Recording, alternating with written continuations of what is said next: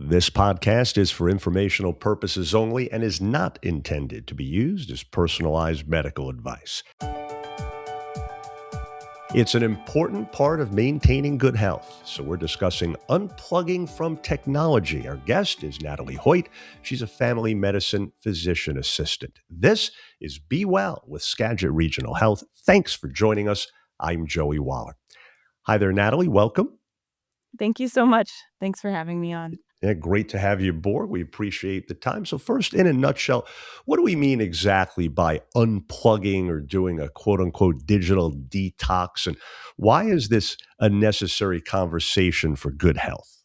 Yeah, absolutely. So, when we say unplugging or digital detox, really, we're just talking about setting intentional limits around our screen time use. It doesn't have to mean anything dramatic, doesn't mean going off grid. It could just be setting some boundaries around when you choose to have access to your phone, or perhaps leaving the house and deciding to leave your phone at home, or putting it away when you're at dinner with family. I think it's a really important conversation for health, in large part because we're all constantly bombarded by digital stimulation all day long throughout our days. And if we're not collectively aware of the health impacts and we're not intentional about creating some boundaries, I think we'll continue to see some negative impacts on our mental health, our nervous systems, especially.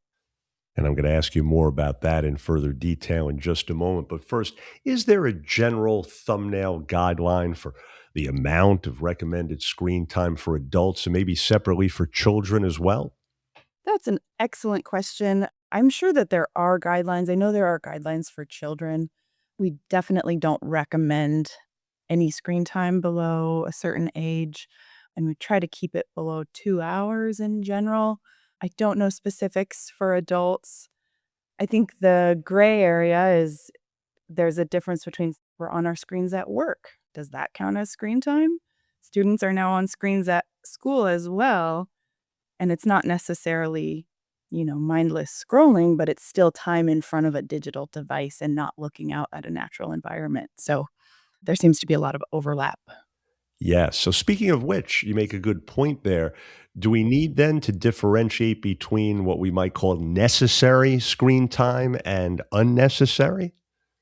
I don't know how much of a difference it makes because regardless, we ultimately didn't evolve to be looking at an object that's up close throughout the day.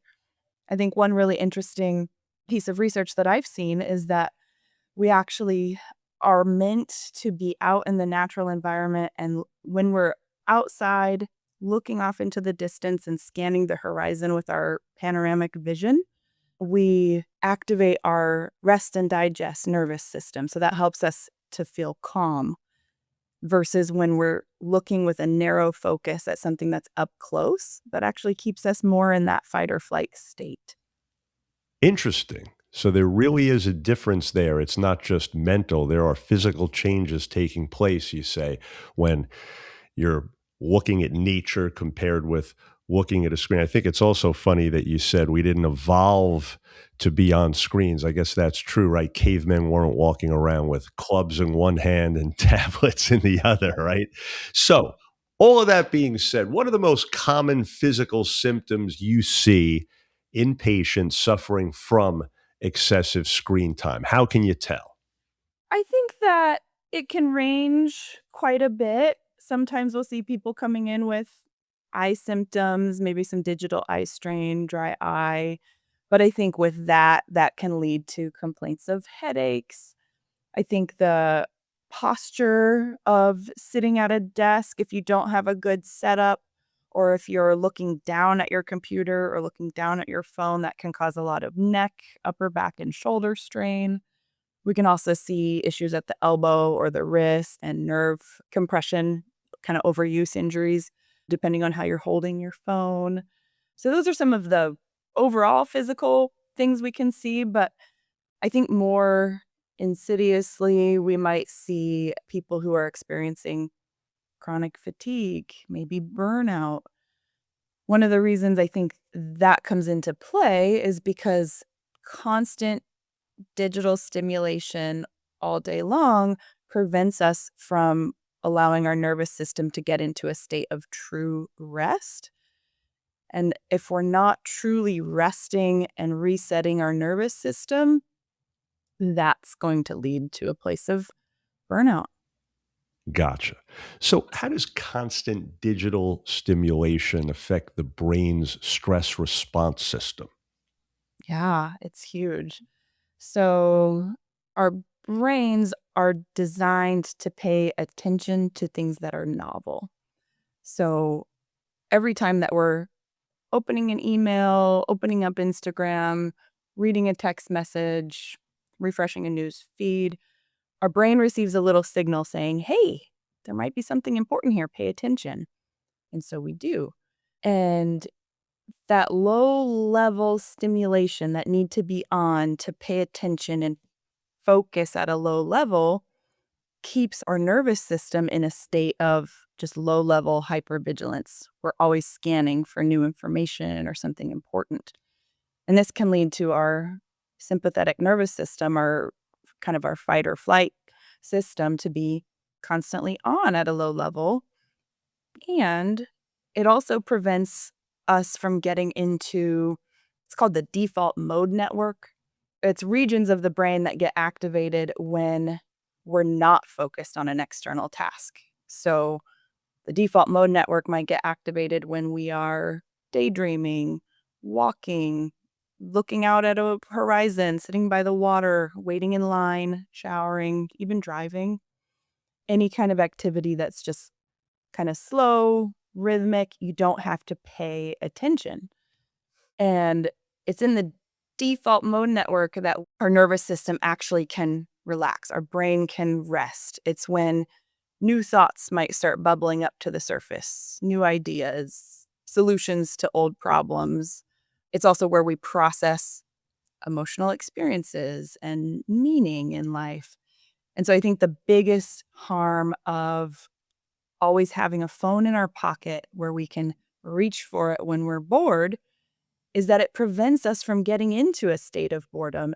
And boredom is actually really important for a healthy emotional state, a healthy nervous system.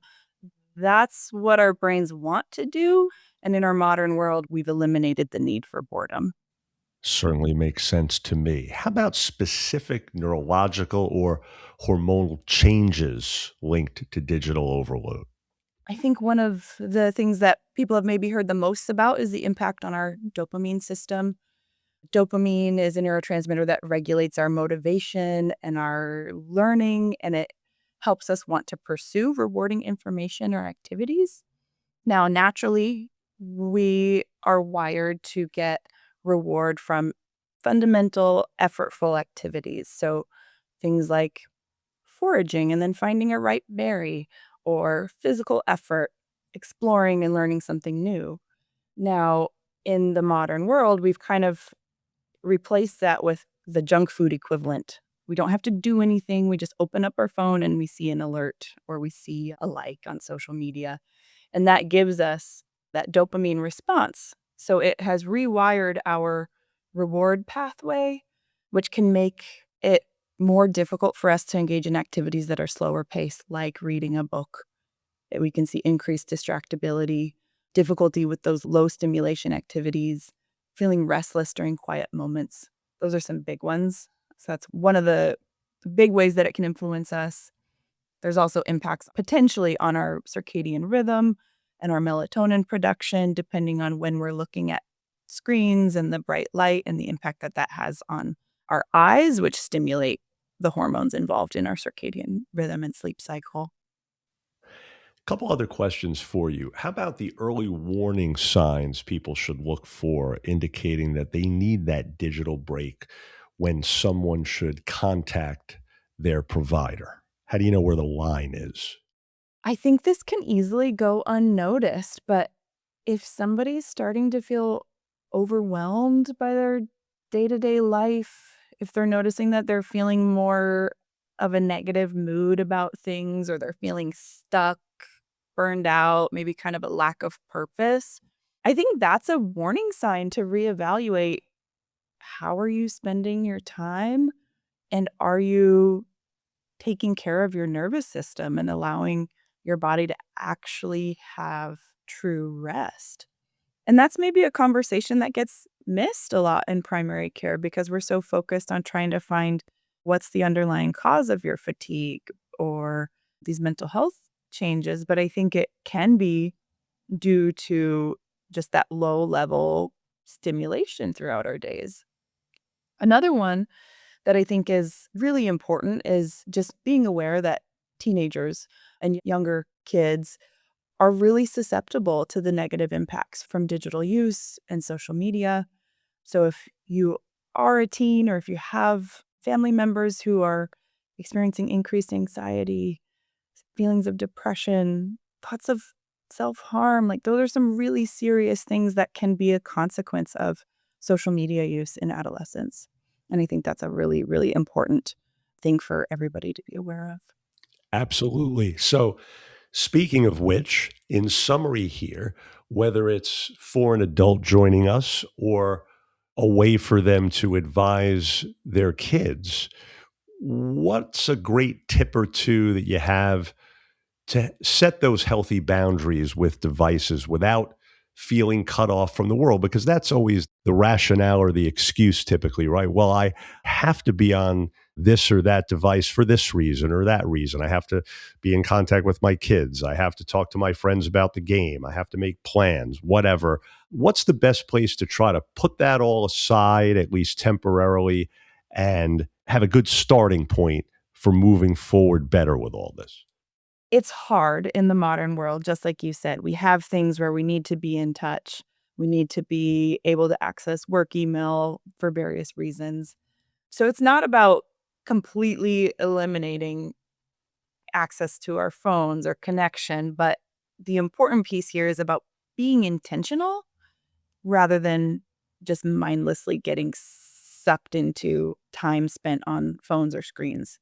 So I think perhaps one of the more important ways or impactful ways would be to make some guidelines around how you access your phone in the morning instead of having it as your alarm clock, just setting some boundaries around, then maybe that first hour of your day where you can allow some time for quiet, reflection, getting ready in a quiet space. So just putting some boundaries around when you use your phone. One thing that I heard that I liked was this idea of parenting your phone, meaning you give it a bedtime. You put it to bed, you put it in the drawer. Other ideas are I've heard people where they treat their cell phone like a landline, meaning they keep it plugged in, they keep it in a certain spot in the house. If you need to go on it and use it, you go to that spot and it's as if you were using the old phones that were connected to the wall. There are some other simple things that you could do to make it maybe less engaging or less stimulating.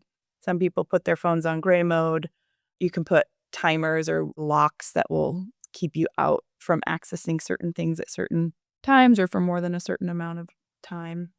And there are really great new phones that are coming out that are paying a little bit more attention to the way that smartphones seem to hijack our attention.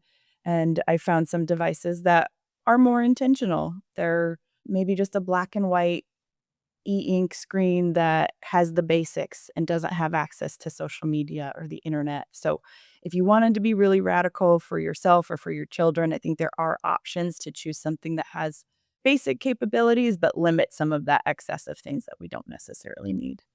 Absolutely. Well, folks, we trust you're now more familiar with unplugging from technology for better health.